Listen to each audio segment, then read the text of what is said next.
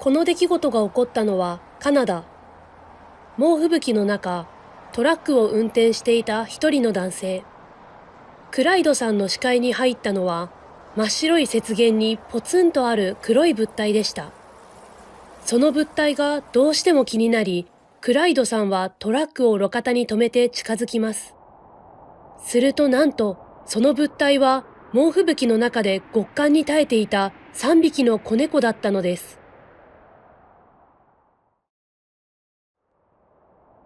その日、クライドさんはカナダで猛吹雪の中、大量にミルクを運ぶ大型のトラックを走らせていました。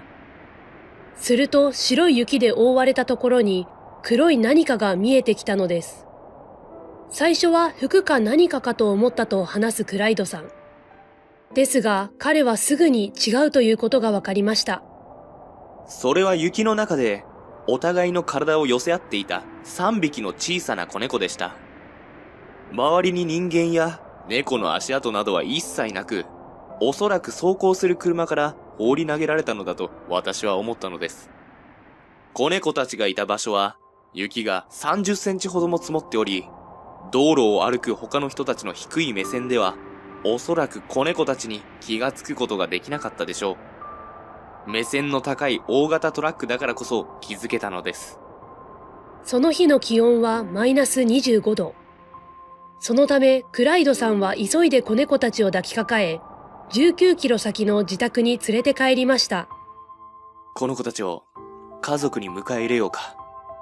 帰宅途中、クライドさんはそう考えました。しかし彼はもともと保護された2匹の犬と猫を飼っていたため、仕方なく地元のレスキュー団体に助けを求めたのです。私たちはクライドさんの連絡を受け、子猫たちの治療やシェルター移動などを引き受けました。そして彼の自宅へと到着し、すぐに子猫たちの状態を見せてもらったのです。子猫たちは雪や氷に覆われ、生きようと必死にお互いの体を寄せ合っていました。と、当時の様子を語るレスキュー団体スタッフのタニヤさん。その後、やはり車から放り投げられたであろうと判断され、理解しがたいほど残酷だと彼女は話しました。それから数週間後、タニヤさんの献身的な介護を受け、3匹は名前をもらい、新しい人生をスタートさせていたのです。短毛な男の子の子猫はフラーリ。長毛の女の子はシバ。そして短毛の女の子はストーミと名付けました。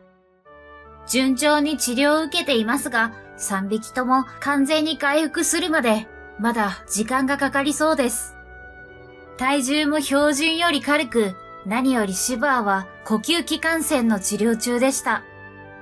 大変な思いをした子猫たちですが、生後10週の彼らはみんなが驚くほど人懐っこく遊ぶのが大好きな子たちです。子猫たちが完全に回復したら地元の保護施設に移送し、